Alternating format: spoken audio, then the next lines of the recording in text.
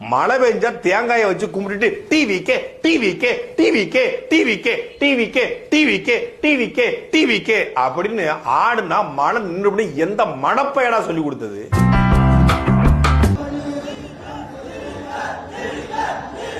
இவன் அத்தனை பேரும் படித்தவன், பட்டம் பெற்றவன், ஒரு பண்ணி வைக்கிறவன் கிடையாது. இந்த சாட்டைமர்களோட இந்த காணொலியை பார்க்கும்போது எவ்வளவு கேவலமான புத்தி இருந்தனா அந்த வார்த்தை வந்திருக்கும். எந்த வார்த்தை? பண்ணி மேய்க்கிறவங்க அப்படின்னு சொல்ல அந்த வார்த்தை. இந்த சாட்டை முருகன் சீமானோட தொண்டன். மலையில அவங்க கொடை பிடிச்சு பேசலாம், டிஎம்கே பண்ணலாம், ஏடிஎம்கே பண்ணலாம், எல்லாரும் பண்ணலாம். ஆனா டிவிக்கே அது பண்ணிட்டு அவங்க சந்தோஷமா டிவிக்கேன்னு கத்தணும்னா இங்க ஒரு பெரிய பிரச்சனை எங்களுக்கு. ஐயா, அது வளர்ந்து வர்ற கட்சி, அதனால அவங்களுக்கு அந்த ஒரு வேகம் இருக்கதான் செய்யும். நீங்க வளர்ந்துட்டீங்க, நீங்களும் இது மாதிரி நிறைய செஞ்சுட்டு தான் வந்திருக்கிறீங்க. அதை முதல்ல தெளிவுபடுத்திக்கோங்க.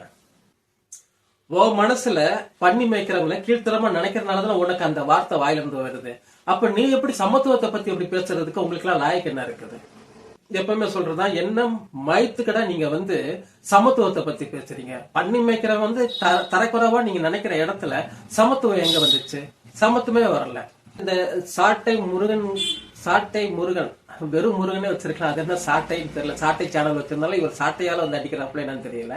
இந்த சாட்டை முருகன் ஒண்ணு சொல்றேன், தயவு செய்து வார்த்தைகளை பார்த்து பேசுங்க. ஏன்னா ஒரு பண்ணி மேய்க்கிறவங்க இங்க தரங்கட்டவங்க இல்ல.